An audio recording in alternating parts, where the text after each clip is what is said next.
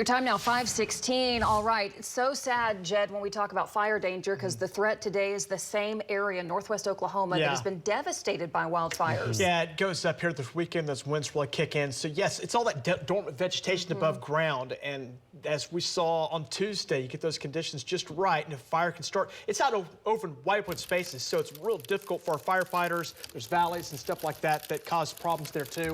So that's something we'll be watching. We'll show you the fire danger issue here in just a moment. I want to talk about the rain and the sleet from yesterday. These are pictures from Bob Mills Sky News 9 HD. And again, you can see that rain was the story, kind of a dreary last day of February. And you see the rain coming down. That's great news, and you want that to be bringing some improvement to fire danger. But again, fire danger is above ground right now, so we have to worry about that with temperatures warming up over the weekend. These are some pictures from yesterday. Val Castor didn't have to travel too far. He was watching the ice and snow from his backyard.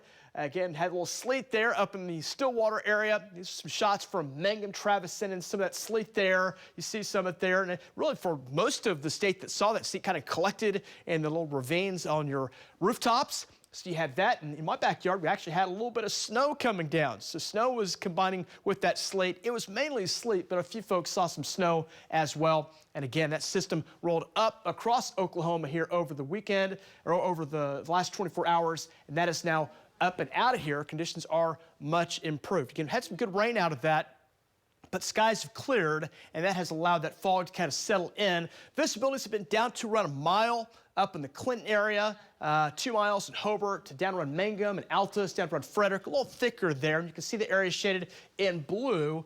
That is a dense fog advisory, and that'll be in effect here this morning through 10 o'clock. So we're watching the fog being an issue there. But here in Oklahoma City, fog not a problem right now. There is some low cloudiness around, but no fog really setting in right now. We're about 34 on most of our sky cams right now as we check our metro temps.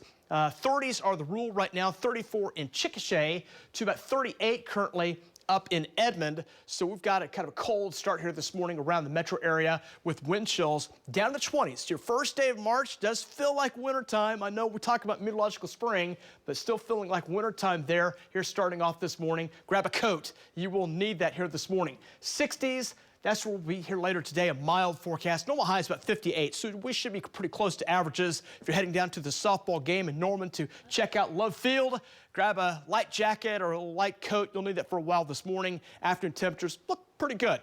We'll talk about some wind as well. Winds at times up around 15 to 20 miles per hour today. So a little breezy today, but again, looks good. A little fog is possible. Won't last long. Skies will clear out by lunchtime. And as we go into the afternoon, 57 at 2 o'clock.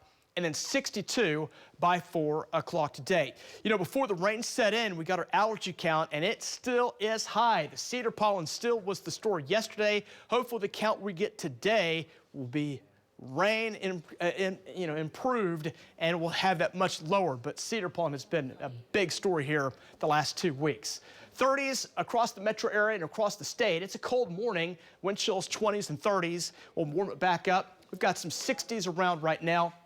63 for high in Oklahoma City. We'll close in on 70 around Altus and also Guymon here coming up today. Temperatures here overnight tonight into the morning hours tomorrow above freezing. Really for most spots, maybe 33 there in Alva, but 30s, 40s cover most of the state as we start a warming trend. Temperatures climbing up in the 70s across Oklahoma, and we'll close in on 80 in northwest parts of Oklahoma. And where those warmer temperatures are, humidity drops off. You can see the wind starting to pick up there, so fire danger will elevate here in the metro area. It's going to be a lower threat. You go into western parts of Oklahoma, far west parts of the state. Some gusts could close in on 30, 35 miles per hour with the lower humidity and that dead vegetation.